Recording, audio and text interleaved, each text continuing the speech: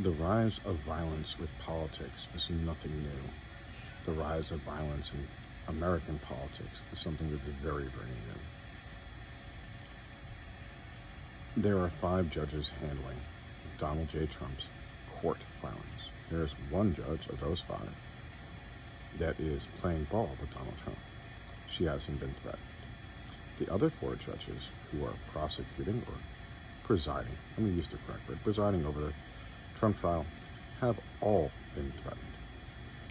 Donald Trump's incompetence with hiring attorneys, though he always claims to get the best people, and as we can see through his entire administration, how many people he had to let go or would say the exact opposite of what he said about them when he would introduce them.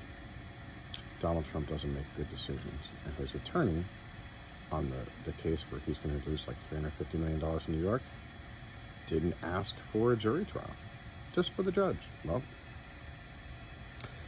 you get what you pay for, Donald. Like, are you not tired of the threats of civil war? I did a whole video on a guy named Brennan Tilley who was waiting for a text or a call or a tweet from Donald J. Trump to unalive other Americans. It's that threatening. I called the FBI and reported Brennan Tilley to them, played the message, gave the information I could find on YouTube about him and his repugnance. But you don't see this on our side.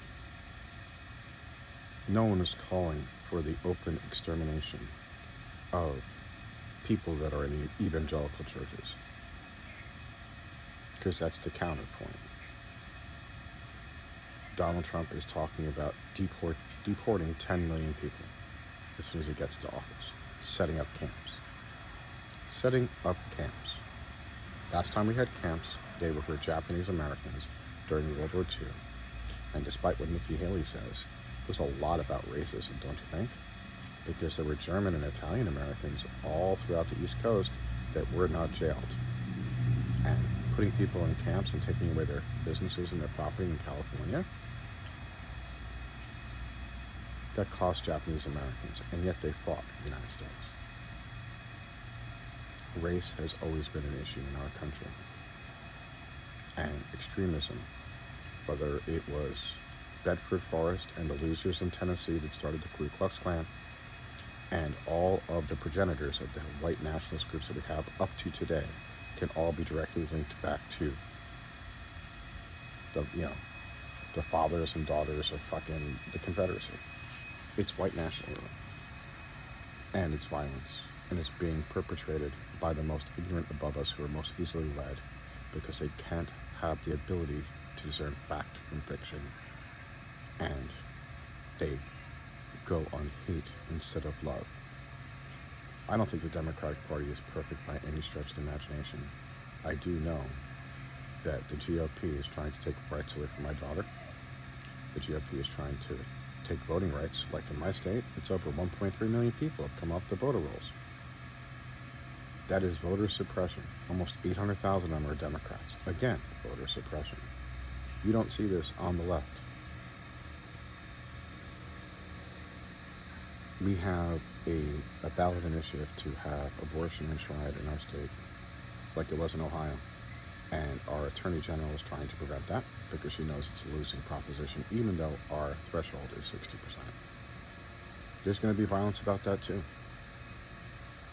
I'm surprised there hasn't been violence in that direction by husbands of women who are dying. It's not a good solution.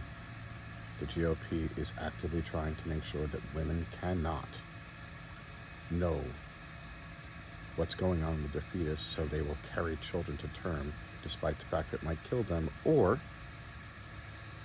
they might be dead. This is the cruelty of the GOP. Please keep this in mind, that it's not Democrats threatening officials. It's not Democrats threatening a civil war. It's the people that have moved to the extreme right and who are looking for an authoritarian leader. And that leader is Donald J. Trump, Nikki Haley, or Ron DeSantis. All 3 of them will gladly walk into Project 2025, put you in a camp, and take away your rights. It's an important year. There's less than 295 days left before the election. vote true and vote blue.